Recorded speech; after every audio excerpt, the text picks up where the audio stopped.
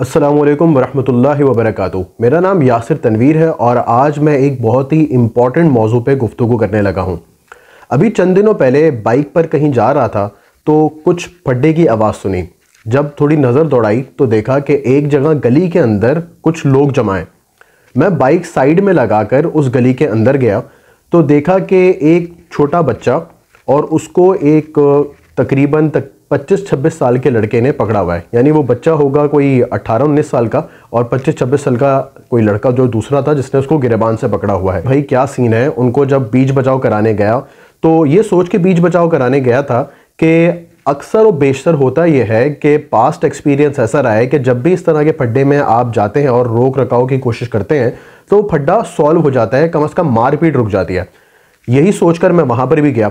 जब वहाँ पर उनको रोकने की कोशिश की तो जो लड़का गिरेबान पकड़ के खड़ा हुआ था और मार रहा था दूसरे लड़के को, तो उसने बोला कि आप हट जाएं और वो मेरी बात उसने नहीं सुनी।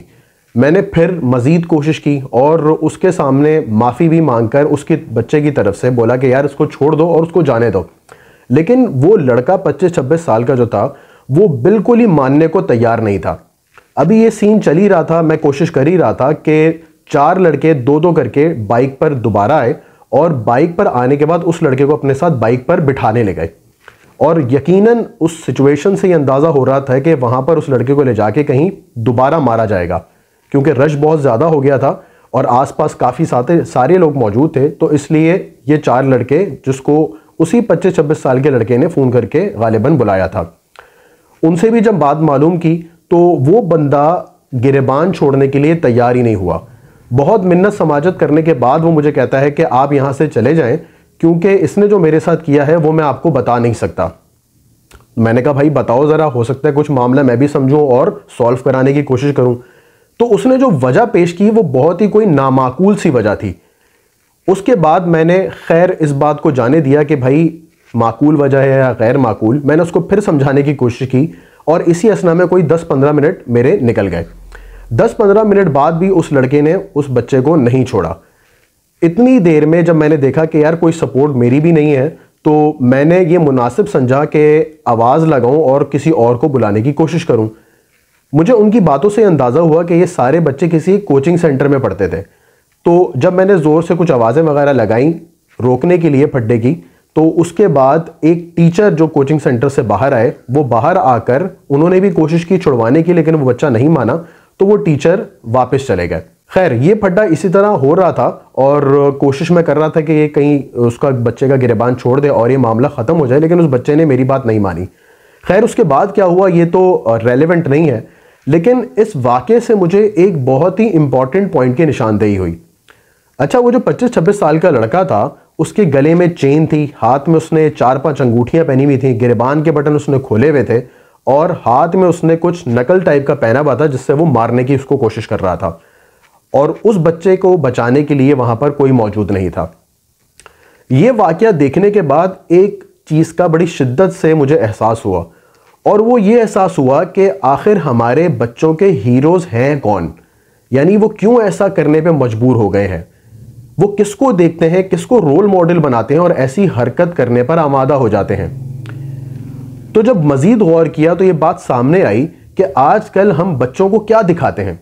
वो फिल्म्स दिखाते हैं या वो टीवी पे चैनल्स देखते हैं जहां पर मार कुटाई करने वाला एक हीरो होता है, जो गलत काम करता है, गंदे कामों में पड़ा होता है, उन गंदे कामों में जो कि सोशली भी अनएक्सेप्टेबल है, लेकिन वही हमारे हीरोज होते हैं। फिर आगे अगर देखें तो हम अपने घरों का अगर जायजा लें, और खैर तालीमी निज़ाम को तो आप छोड़ ही दें, घरों का भी अगर हम जायजा लें तो वहां पर भी जो दिन रात बातें चल रही होती हैं वो दीन की कम बल्कि दुनिया में पैसे कमाने की ज़्यादा होती हैं। तो इसका नतीजा ये होता है कि बच्चों को वो रोल मॉडल्स मिलते हैं जो कि उनको नहीं मिलने चाहिए। आप तज्जिया करके देख लें कि बच्चों को फुटबॉल प्लेयर्स के नाम, क्रिकेट प्लेयर्स के नाम ज़्यादा याद होंगे बनिस्बत है किसी सहाबी का नाम। और इसकी एक बुनियादी वजह तालीमी निज़ाम तो है ही, लेकिन हमारे घरों के अंदर भी दीनी माहौल ना होना, दीनी तालीम का ना होना भी इसकी बुनियादी वजह है। इस वाक़े को बयान करने का मकसद है कि इससे हम कुछ सबक सीखें।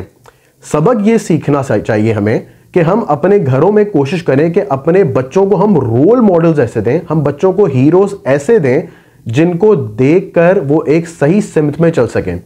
देखें, हम सब मुसलमान हैं और एक मुसलमान अपनी हिस्ट्री से कनेक्टेड होना ज़रूरी है।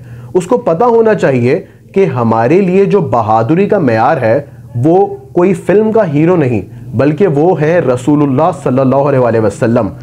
कि जब मदीना के अंदर एक दफ़ा अंदेशा हुआ कि कभी भी कोई कबीला हमला कर सकता है, तो एक बार रात को कुछ खड़खड़ाहट से हुई तो मदीना में लोग बाहर आ गए। देखा कि एक शख्स दूर से घोड़ा दौड़ाते हुए उनकी तरफ आ रहा है। जब वो शख्स करीब आया तो पता चला कि वो हमारे प्यारे नबी सल्लल्लाहु अलैहि वसल्लम हैं। और आप सल्लल्लाहु अलैहि वसल्लम ने उनको तसल्ली देते हुए मदीना के लोगों को कहा कि अपने अपने घर चले जाओ, मैं अकेला ही देख आया हूं और ऐसी घबराने की कोई बात नहीं। ये है हमारे लिए बहादुरी का मेयार। हमारे लिए बहादुरी का मेयार हज़रत उमर फ़ारूक होने चाहिए या हज़रत अली होने चाहिए, जिन्होंने इस्लाम के लिए बेशुमार कुर्बानियाँ दी। हमारे लिए बहादुरी का मेयार खालिद बिन वलीद होने चाहिए, जिन्होंने बहुत सारे ममालिक इस्लाम के लिए फ़तह किए। हमारे लिए बहादुरी का मेयार सुल्तान मोहम्मद अल फ़ातेह या मोहम्मद बिन अल कासिम होना चाहिए, जिन्होंने मुस्लिम एम्पायर को फैलाने में मदद दी। यानी इन टर्न यूं कहा जा सकता है कि ये वो हमारे हीरोज़ हैं जिन्होंने दीन की अशात में अपनी जानें खपा दी और वहां अपनी बहादुरी दिखाई, ना कि एक दूसरे से आपस में ही लड़ने के लिए। इसके बहुत सारे तरीके हो सकते हैं कि हम इस माहौल को किस तरह अपने घरों में पैदा करें।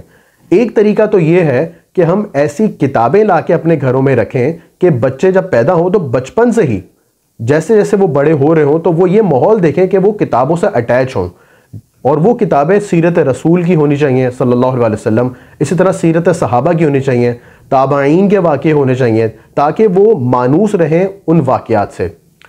दूसरा तरीका ये हो सकता है कि एज अ पेरेंट्स हम लोगों को भी अपनी दीनी मालूमात बढ़ाने की ज़रूरत है। हमें 4 खुलफा राशिदीन से हट के भी सहाबा कराम की ज़िंदगी के बारे में पढ़ने की ज़रूरत है, ताकि बचपन से ही हम ऐसे तस्करे करें अपने घरों के अंदर कि बच्चों को शुरू से ही कामयाबी का, बहादुरी का एक मेयार पता लग जाए। और यही वो सही सॉल्यूशन होगा जो कि हमारे बच्चों को गलत रोल मॉडल देने से बचा सकेगा और उनको बताएगा कि वो क्या पैमाना है जिस पे परख के आप एक हीरो कहलाए जा सकते हैं।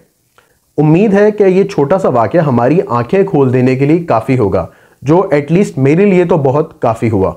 अस्सलामु अलैकुम वरहमतुल्लाहि वबरकातुहू।